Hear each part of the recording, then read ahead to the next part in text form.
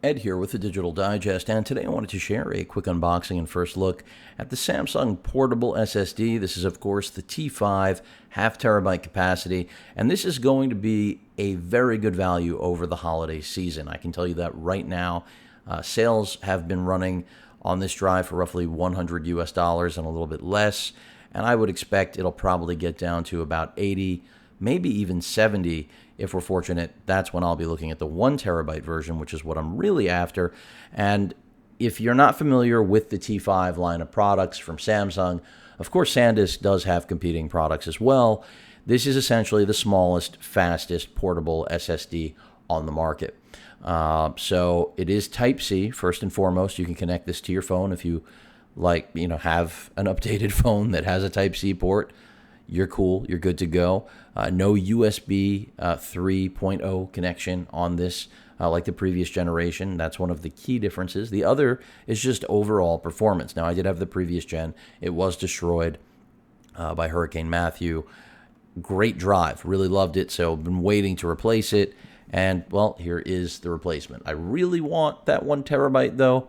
But, again, this is not only valuable to people who want something that's fast, that's small, Type-C capable, but also great for those of you out there that I know a lot of people that pick these up to use for consoles instead of the onboard, internal disk storage space, because the read and write on this, it's fantastic. It's not NVMe class, but it is SSD class, and it's so compact. It's so small. So let me get it out of the box. Remember, this is USB 3.1 Gen 2, 10 gigabit per second, 3-year warranty. And I mentioned the SanDisk one. Do not bother with it. I say that because even though SanDisk is a trusted company, in my opinion, and it appears to be a solid product, this is the one that benchmarks better. So at the end of the day, the Sammy is the one you want.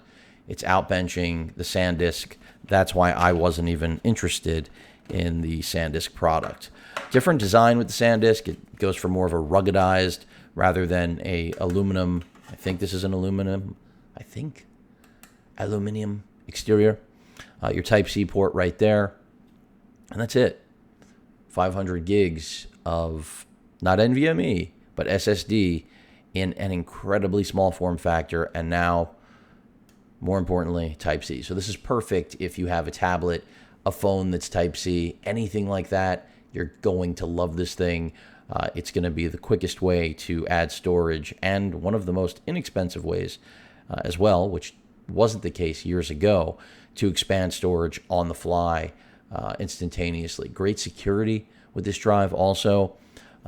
And I think the key difference really with the SanDisk is that it's a little more ruggedized. If I didn't say that already. Included, of course, your cables. So they realize not everyone has Type-C. So we've got a Type-C to Type-C right here. And then we have a Type-C to a traditional USB port. So all the bases covered. Samsung really making sure that you're going to be able to use this as intended. So again, great for computers.